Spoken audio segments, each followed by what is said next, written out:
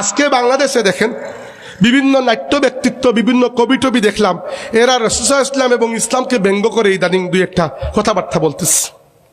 এরা মনে করেছে মনে হয় বাংলাদেশের মুসলমানরা হয়তো চা খেয়ে ঘুমিয়ে আছে। তারা বুঝতে পারছে না যে যখন বাংলাদেশের উপরে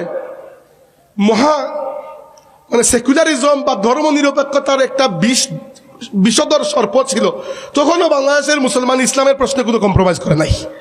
আর এখন তো এই যুগ নাই, এখন তো ইসলামের প্রশ্নে কোনো কম্প্রোমাইজ হবে না, ইসলামের প্রশ্নে কখনোই কোনো কম্প্রোমাইজ হবে না। এটা আমরা খুব স্পষ্ট করে বলে দেওয়া উচিত যে রাসূলুল্লাহ সাল্লাল্লাহু আলাইহি ওয়াসাল্লামের ব্যাপারে কোনো ধরনের খারাপ কথা এই দেশে চলতে দেওয়া যাবে না। এইটা বাক স্বাধীনতার সীমানার বাইরে পড়ে। আপনার বাক স্বাধীনতা নিশ্চয়ই এতটুকু নয় যে আপনি এসে আমার মাকে আমার সামনে গালি দিবেন, এটা তো নিশ্চয়ই বাক স্বাধীনতা নয়। তাহলে মনে রাখবেন, আমাদের মায়ের চেয়ে কোটি কোটি গুণ প্রিয় আমাদের কাছে আমাদের নবী সাল্লাল্লাহু আলাইহি ওয়াসাল্লাম। অতএব এটা বাক স্বাধীনতার মধ্যে পড়ে না।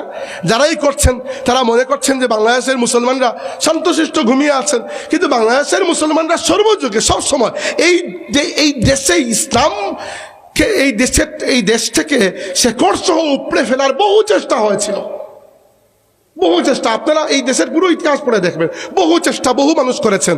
হ্যাঁ, কেউ ছুরি মেরেছেন, কেউ আবার গুড় খাইয়ে ডায়াবেটিস করতে চেয়েছেন বিভিন্নভাবে, কেউ ইসলামের নাম ধরে করেছেন, ইসলামের নাম ব্যবহার করে, কেউ আবার সরাসরি ধর্ম নিরপেক্ষতার নাম ব্যবহার করে, কেউ আবার ভারতের দাসত্ব করে।